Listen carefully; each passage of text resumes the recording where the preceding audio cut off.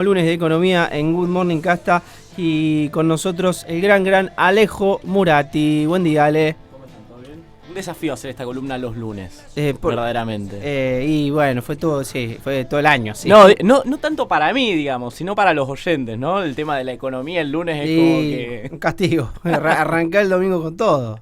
Pero bueno, como para irse informando y acostumbrando a ese tema. Bueno, ¿cómo estás, Ale? Bien, ¿Cómo bien. te trata el fin de año? ¿Cómo se puede? Un poco frío para lo que uno esperaría, Sí, ¿no? Creo que cada vez que vine me quejé del frío y no esperé que en diciembre también me iba a quejar del frío, ¿no? Pero bueno, cerramos el año ya con economía y bueno, un pequeño balance de Claro. quién ganó, quién perdió, ya medio que ya sabemos, que Sí. perdimos todo. Y me quién parece. ganó también. Y quién ganó también, pero bueno, con más detalle. Pero hay que decirlo con un poco más de detalle. No, sí, nosotros ahora va a salir el informe, nuestro último informe de este año, digamos, haciendo un balance de lo que es el primer año de Milei, haciendo un poco de foco en algunas cuestiones que uno puede ver, porque en cualquier discusión o en estas instancias también mediáticas se dan de hecho se dio un viral muy famoso hace poco, muy famoso, qué sé yo, capaz es medio de nicho de Twitter, pero una discusión entre un economista, Leandro Sigarelli, y un periodista, Leandro Renú, de, si existe tal recuperación, si le está yendo bien al gobierno, si le está yendo mal. Y a mí me parece que un poco esa heterogeneidad de forma de percibir el rumbo de la economía surge un poco de la misma heterogeneidad de la economía argentina, que hay algunos sectores que les ha servido un poco el rumbo, el plan de estabilización tomado por el gobierno, y otros que todavía no pueden para nada recuperarse. En general, digamos, de los sectores más populosos de la sociedad, porque después hay algunos empresarios que obviamente ganaron y otros que obviamente perdieron. Pero de los sectores más cuantiosos de la sociedad, en general, los trabajadores pertenecientes al sector privado registrado, en promedio, tienen una disminución del salario real con respecto a enero de 2023 del 3,7%. O sea, no es tanto si lo comparamos con lo que fue las disminuciones al inicio de este gobierno, luego de la devaluación, de la fuerte inflación de esos primeros meses, donde había caídas del salario real en torno al 20%. Con lo cual, esos sectores de alguna manera fueron los que más se recuperaron, los del sector privado registrado. Ahora bien, algún oyente me puede estar recontraputeando, Claro. porque me dice que yo, por ejemplo, laburo en comercio y no me estoy y para nada veo esa recuperación. Y puede tener razón, efectivamente, porque ahí está la clave, nos parece un poco, de esta recuperación heterogénea. A los que sí nosotros entendemos y pudimos analizar que les pegó de lleno y que no hay ningún tipo de ambigüedad es a los trabajadores del sector público en general, y a los sectores del privado no registrado, que hoy se encuentran un 20% por abajo su salario en comparación a enero del año anterior, con lo cual la caída es bastante pronunciada por ahí. Dígase, de paso, que la caída del sector público, del salario del sector público, va un poco en consonancia con la idea del gobierno de mantener el equilibrio fiscal. ¿Y dónde ajusta? Bueno, en sus propios trabajadores pertenecientes al Estado, en lo que son en los jubilados, que son también los que más perdieron, durante los primeros 10 meses de este gobierno. En todos hubo caída del salario real de forma interanual. Recién en noviembre hubo una pequeña recuperación. Y esto a pesar del bono que les dieron, que después no fue actualizado, con lo cual es una situación muy grave las de los jubilados que cobran la mínima, que son más del 60% de quienes cobran haberes jubilatorios. Y de alguna manera también para verlo en sectores, porque por ahora venimos hablando de lo que es más la economía real. Te iba a preguntar, ¿y por rubros o por sectores? ¿Cómo está más o menos discriminado? ¿Quién más ganó? ¿Quién más perdió? Mirá, los sectores que más, a grandes rasgos, a grosso modo también, que más se beneficiaron de las políticas de este gobierno, primero el sector, o por lo menos que mejor les fue. Porque hay algunos que se beneficiaron, porque hay algunos que les fue mejor, pero no necesariamente se beneficiaron de las medidas. Y esto es medio interesante en estos gobiernos de corte así liberal, neoliberal. Sin embargo, viste que este es un gobierno medio extraño, porque toma algunas medidas de corte relativamente heterodoxo, quise decir. no necesariamente de izquierda, pero heterodoxo, esto de, bueno, mantuvo el cepo, tiene tasas de interés real negativas, a diferencia, por ejemplo, de lo que fue el gobierno de Mauricio Macri. Entonces vemos que es muy pragmático en algunos sentidos. Claro. Bueno, el sector agropecuario tuvo rendimientos mucho mayores a lo que fueron los años anteriores, sobre todo por la muy buena cosecha de este año y por la devaluación inicial de diciembre. Ahora bien, lo que ocurre con el sector agropecuario en todos estos gobiernos que se sustentan en base a un dólar barato, una suerte de populismo de derecha, el dólar barato para que algunos sectores se puedan ir a Brasil mientras otros se funden, digamos, básicamente. Para que algunos tengan acceso barato a productos importados mientras las fabricaciones nacionales de productos que se pueden importar o que se podrían importar terminan fundiéndose por competitividad. El sector agropecuario de alguna manera se recuperó con respecto a lo que fue el año anterior. Pero bueno, ahora va a empezar esa disputa que ya la habíamos discutido de el dólar quedó bastante atrasado en comparación a la inflación luego de esa devaluación inicial de diciembre, con lo cual empiezan las tensiones de que no les conviene liquidar a este tipo de cambio. Así que vamos a ver cómo transita eso. Otro sector muy beneficiado, en parte por medidas de gobiernos anteriores, fueron los exportadores de minerales, ¿no? En base un poco a la evolución del gasoducto Néstor Kirchner, aquellos sectores que están invirtiendo en el régimen de incentivo a grandes inversiones, que alguna vez lo hemos mencionado acá, son incentivos fiscales muy fuertes, que no se tienen para una disparidad enorme para lo que son las empresas más pequeñas y las empresas fundamentalmente de acá.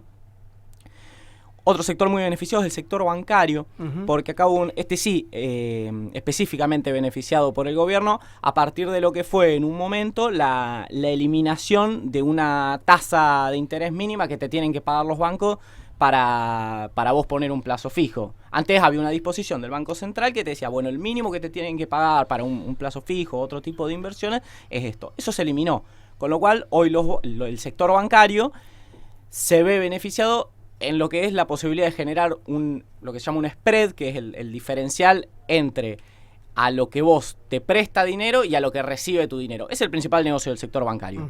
Por ejemplo, para poner un contraejemplo, con el peronismo que había centralización de depósitos, por si alguien recuerda, ese spread no existía, con lo cual la rentabilidad era muy baja. Hoy la situación es contraria. Con lo cual nosotros vemos esos sectores y sobre todo quienes a inicios de años anteriores pudieron aprovechar o tenían algún tipo de información sobre lo que iba a ser el auge del sector financiero. Porque la caída del riesgo país, que viene siendo secuencial desde hace ya varios meses, está correlacionada con un aumento del valor de los bonos y de las acciones de nuestro país. Con lo cual, aquellas empresas que están cotizando en bolsa vieron aumentar su valor fuertemente, no solo financieras, sino también, por ejemplo, YPF, Pampa Energía, empresas relacionadas a la energía, a lo que es la energía, en base al crecimiento que se espera en los próximos años, vieron una fuerte valorización. Y aquellos que tenían invertido sus fondos en esos lugares, también. Bueno, y hablar de los grandes perdedores, ya un poco lo veníamos también comentando, pero dicho de alguna manera, en lo que son los rubros, son fundamentalmente quienes destinan su producción al mercado interno. Esencialmente, aquellos sectores del sector, aquellos rubros del sector privado que tienen la característica de que los bienes se consumen internamente. Comercio, industria, construcción. El caso de construcción es clave para pensarlo. Caída a pedazos la construcción. Sí, vos ves todos los meses. En algún momento se estabilizó lo que fue la caída intermensual, es decir, no seguía la caída a pique. O sea, mesetó la caída, pero no levantó nunca, digamos. Exactamente. La caída interanual siempre rondaba en torno al 20%. Es un montón, un 20% menos con respecto al año anterior, mes a mes, porque quiere decir menos producción y eso quiere decir eventualmente menos laburo. Y eso también se visualiza porque de alguna manera también discriminados geográficamente, las áreas geográficas de nuestro país que más sufrieron este gobierno fueron los grandes centros urbanos. Es decir, el AMBA, o sea, Ciudad de Buenos Aires y los alrededores, Córdoba y Santa Fe. Santa Fe, los grandes centros urbanos de nuestra provincia, Rosario principalmente.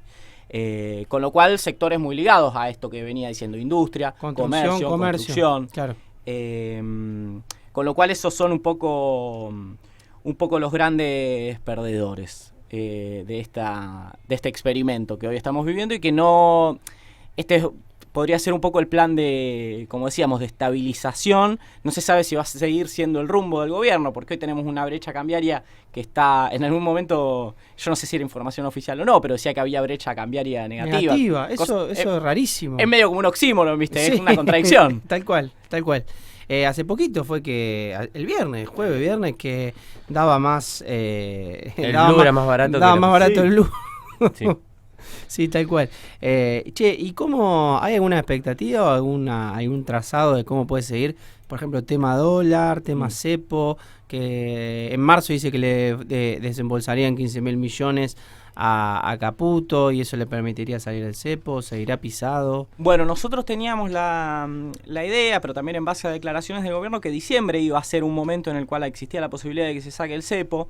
En parte por el hecho de que la eliminación del todo esto con brecha cambiaria, en algún momento lo pensamos, pero que la eliminación del impuesto país abría una ventana de alguna manera para que vos al sacar el cepo la depreciación del dólar no sea del peso, perdón, no sea tan brusca. O sea, que no se venga una devaluación de golpe. Exactamente.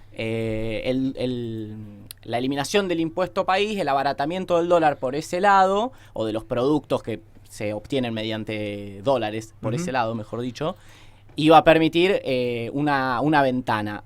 Ahora bien, eso no sucedió, todavía no se eliminó el cepo, pero la brecha cambiaria es menor y un poco, como decís vos, va a depender, siempre lo es, de la obtención del gobierno de fondos en divisas, ya sea por organismos multilaterales de crédito, como puede ser el Fondo Monetario Internacional, ya sea por inversiones. La carta del blanqueo ya se usó, fue una movida que reforzó sobre todo lo que tiene que ver las reservas brutas del Banco Central, no las netas, con lo cual el central no puede vanagloriarse de tener eso que obtuvo mediante el blanqueo para poder de fuego y acción ante corridas cambiarias. No es de él, digamos. Exactamente, no es de ellos, es un pasivo para el Banco pasivo, Central. Claro. Así que en realidad está todo por verse. Sí, te preguntaba lo del dólar porque bueno, hay mucha expectativa en ese sentido.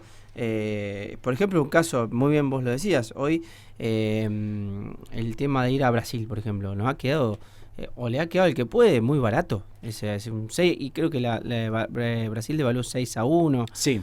Sí, además Brasil devaluó, claro. Más de los 90, porque creo que era 3-1 en los 90, 2,5, 3-1. Sí, yo veía los mínimos, digámoslo, en términos históricos, la comparación con el real, digamos, la situación del peso, el valor del peso en comparación al valor del real, y estamos en máximos históricos de la apreciación en ese sentido. Porque claro, tenemos un peso planchado desde principio de año, o que evoluciona, mejor dicho, a una devaluación pequeña del 2% mensual, cuando las inflaciones, los números de inflación en los primeros meses iban mucho más por arriba, 15%, perdón, 20%, 15%, 10, 4. Eso lo que tiende a hacer es que el peso de alguna manera se fortalezca. Quizás alguno vio ese grafiquito que andaba dando vuelta por Twitter de las monedas que más se fortalecieron en el mundo. Lo que pasa es que, bueno, el aspecto, sí, qué sé yo, positivo, de la posibilidad de comprar algún producto afuera que te parece más barato en términos relativos que acá, porque de hecho lo es, irte a vacacionar a algún país así que tengas la posibilidad, pero bueno, a la larga, con una sucesiva apertura de importaciones, esto lo que lógicamente va a generar es que sea muchísimo más barato algunos productos conseguirlos internacionalmente que conseguirlos acá. Claro.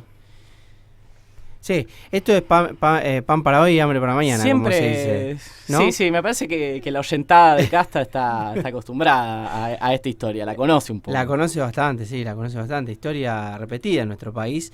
Pero bueno, Ale, gracias. ¿Algo más tenemos? No. Estamos con esto, bueno, y fin de año. Sí, ya fin de año. Bueno. ¿Se dice felices fiestas o ya? Sí. Ahí, si no te veo, felices fiestas. Si no te veo, sí. Ya es ese momento. Aparte ya se armó el arbolito. Ya está pasando. Claro, Ayer se armamos el arbolito. Ayer el arbolito, el sábado en Pellegrino Oroño por el partido de Newell's. Sí. Sí.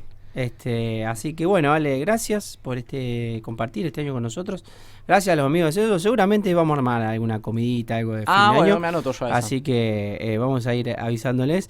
Y te agradecemos, obviamente, por venir a charlar con nosotros, a vos y a Celi, en nombre del equipo de CESO.